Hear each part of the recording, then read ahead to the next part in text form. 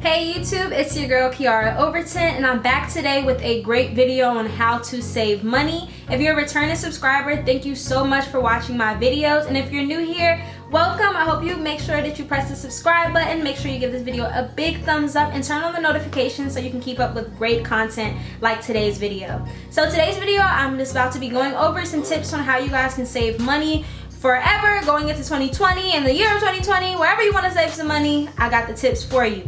But disclaimer, I don't believe in saving money. Like, let me explain what I mean before y'all be like, well, why are you making a saving money video? I do not believe in just saving money just to have money sitting there. If the money is not working for you, then it shouldn't just be sitting there. So basically what I mean by that is you should have your money wrapped up into other investments so your money can work for you. Don't allow money to just sit there because it's not doing anything in the bank. It's not turning into anything. You have money sitting there for no reason, right? So basically what I have learned, because I used to be like that, I used to just let money sit there. I learned let your money work for you, invest it into something, and I can make a separate video about things you can invest your money into that where it can work for you. But make sure you just invest your money into something, because the only reason I say to save money, and that is what this video is about, is to have an emergency fund, maybe 6 to 12 months out, just in case if you ever lost your job or anything like that, then you would have money on standby so you wouldn't have to worry, because you want stability, right? And then the only other thing is if you're saving for something specific, excuse me. Ooh. If you're saving for something specific that you're wanting or anything like that, then you should save money, of course. But don't just save money to leave it sitting there. I promise you it's not doing you any justice. So let's get into the first tip. And my first tip on how to save money is get a piggy bank.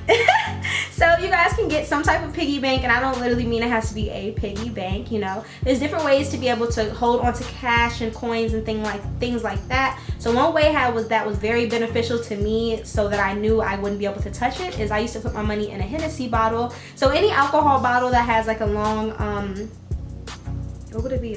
I'm not gonna say what I think it would be called, but any long, you know what I'm saying, anything that has like something that you can't really stick your hand into is really great for that, because that way you can't even go back and dig it out, and you would literally have to break the bottle open to get the money out, and like I wasn't about to do that. So that was enough to stop me. Some people, they may break their shit open and go ahead and be like, look, I need this right now. But that's a very great way. And keep all your change, coins, all that stuff, low dollar bills, keep all of it, because it all adds up. I promise you, keep it all. So tip number 2, create a separate bank account. So if you get direct deposit from your job or anything like that, have your direct deposit go to one place, that which can be your savings account somewhere else that is not connected to a checkings account. And the only time you may need to go in there is just to pay bills, so you may put money out for that. But don't have all your money going to your checkings account, because I know for some people, when they have all of their money going to their checkings account, they never put money into their savings. So for me, I didn't necessarily need to create a separate bank account to save money, because I wasn't that non-disciplined to be able to do it. But what I did do is have all of my direct deposit money go to my savings automatically. So when I did need money, I had to transfer it to checking, and I only would transfer what I needed, and I only was allowed about 6 transfers a month. So I literally was only transferring when I desperately needed to transfer money. So this can be very helpful to some people if they know they have a hard time going through their savings account and things like that. So I think that would be able to help you guys creating that separate account if you know you don't have the discipline to have it all wrapped in one account, right? Okay, the third tip I have is challenges. So a lot of money saving challenges actually helped me last year.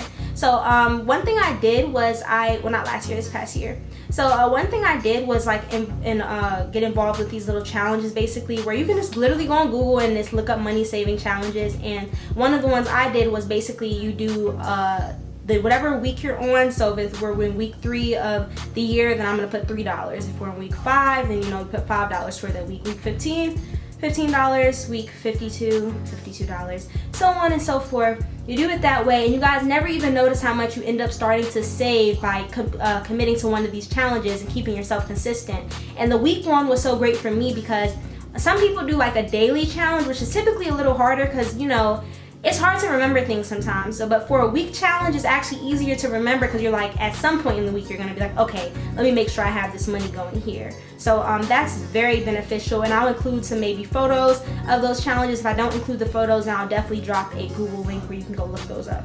So another one that was really helpful kind of goes back to the first tip, which is, you know, making it really difficult to get your money out, which was like with the piggy bank. So I know some people are people that like to swipe their card, their credit card, all of that. So I got this from one of my friends, and again, I hadn't had to do it because I'm not that non-disciplined when it comes to this, but he actually took his card, put it in a cup of water, and froze it. So that way that he literally could not access his card. And this was beneficial to him. I don't know how beneficial it'll be to you, but I think it kind of would work. I mean, because you know, when you typically need money, you probably need it right then and there. So you're definitely going to not want to sit there and thaw out a cup of water so you can get your card. So that's pretty beneficial, unless, you know, the website has PayPal or any of those things, but we'll cross that bridge when we get there. So another Did I heard somebody come in my house? Okay, I'm sorry. I'm home alone. That's why I reacted like that. So anyways, another tip I have, you guys, is eliminate all unnecessary expenses. And I'm looking down because I'm using my handy dandy notebook. So anyways, another one is eliminate all unnecessary expenses. And when I say unnecessary, I literally mean everything that's unnecessary. So them nails, look, I ain't supposed to be getting these nails done. The nails, the lashes, all of that, buying excessive amounts of weave, hair, perfumes, colognes, all that stuff. Them subscriptions you got, go check on them subscriptions you got. Because I don't know if y'all like me, but I definitely be forgetting I'm subscribed to certain things. Like Apple's trying to charge me a whole bunch of money right now, and I didn't even know I did these subscriptions. So, you know, them free trials, we be forgetting to cancel them. Cancel your free trial. Set an alarm, because if you anything like me, you always forget. So set an alarm. But cancel all of those unnecessary expenses. You should not be spending any extra money. Literally, no eating out. You don't need to go out with your friends every week. And if you do want to go out, go somewhere where you guys can do something for free, you know, like literally cancel out everything that is unnecessary that you do not need to spend. So they'll understand and you'll thank yourself later. Another thing is create a budget sheet, and this one's really big just as being an adult to have a budget sheet, because I think while we're young and just growing older, we kind of don't really have so much that we have to spend our money on, like have to. So we're like, oh, we can just spend it when we want to because we think we don't have anything specific we need to pay for. But have a budget sheet, because that allows you to like not go over your budget every month, because regardless of how much money you're bringing in, if you're trying to save for a certain goal, you shouldn't be spending unnecessary money. So having that budget sheet, which you can allow you to project what you're going to spend for the month, is very beneficial. And it's so funny because my uncle was like trying to make me have a budget sheet, and I did not want to have one my freshman year of college, but now I use my budget sheet faithfully, and it helps me every month stay within my budget and make sure I do not go over it. And if I do have any crazy things pop up, I'm able to see what I'm spending my money on and just keep track. So that's always really helpful, is to be able to keep track of where your money is going. Another thing, and this is a very big tip, and I heard this, I can't remember where I heard this, but at first I just did not understand, because I'm like, how am I going to pay myself first? And that's the tip. Pay yourself first. And they basically were explaining it. It doesn't matter what bills you have due or anything like that. Pay yourself first. Like, it doesn't matter, just do it. And I think it might have been Rich Dad Poor Dad, I don't remember, but they were talking about pay yourself first, and I'm just like, how is somebody gonna do that? You know, like if they have to pay their bills, and it's like, at the end of the day, like if you don't got that much money for your bills, you ain't about to have it anyway. So I'm not telling y'all not to pay y'all bills, but I'm telling you, pay yourself before you pay your bills, because then now you're allowing this company to collect your money. You have no money for yourself. So paying yourself first means a little $5, maybe to even $75, whatever you have to spare. Pay yourself before you go pay those bills. And some people will say this is a bad habit. I mean, this is a bad advice or anything like that. You can go ahead and believe them, but I listen to millionaires when it comes to money, because I listen to people who got money. So when they say pay yourself first, so that's what I'm gonna do. So that's what I've been doing. So make sure you guys pay yourself first. That's a very big tip I have. Okay, this is another good one. Create a side hustle so that you can use that money that you make directly from your side hustle to go toward your savings. So back in high school, before I was able to have a job, what I used to do is I used to sell cupcakes in high school. So I used to sell these cupcakes, and I used to get cash for them. So I would always just put the cash, and goes into all the other stuff. I would put the cash somewhere where I couldn't really get it out of, and that really helped me save money, because it was just a little side hustle. And then when I was able to get a job, I kept up with my cupcake business. So all of my money that I made from my job literally would be to pay my little bills I had in high school, my phone bill and things like that, car insurance. But I had that money saved up that I could use on the side. I mean, not that I could use, because again, we don't want to spend our money, but the money that I had on the side was available to me. So create a side hustle. And there's so, y'all, when I tell y'all there's 1,000 ways to go out there and get a bag, I literally mean there is 1,000 ways to make money. I don't know what y'all want to do, find a hobby, but I'm telling you, you can make some money. And I'll just drop a few of them. You could do freelance work, go on Fiverr, create an account, and list yourself as a freelancer. You could do graphic design on there. You can edit videos. You can write papers for people. You can do voiceovers on websites. Like, there's so many crazy side hustles out there. There's e-commerce, there's editing papers, there's doing people's homework. Like, the list can go on and on and on, and I can do a separate video on that if you guys are interested in learning more about some side hustles you can get. But I'm telling you, like, there's so much you can do to make some extra money on the side, but use that side hustle money and put it to the side. So that's a good one.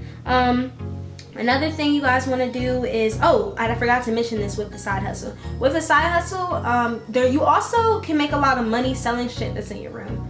I didn't realize how much stuff I had in my room that I did not wear, I did not use anymore, that I could have sold this whole time. So that's what I basically did. You got to go ahead and make a Mercari account, offer up, get you a Depop, Poshmark, go on Facebook Marketplace, any of those places, and the stuff that you don't need anymore, sell it. Like, it's just sitting there. And again, $3 adds up, $25 adds up. All of that stuff adds up throughout the year. So don't ever look at any amount of money as too little of an amount of money, right? Okay, cool.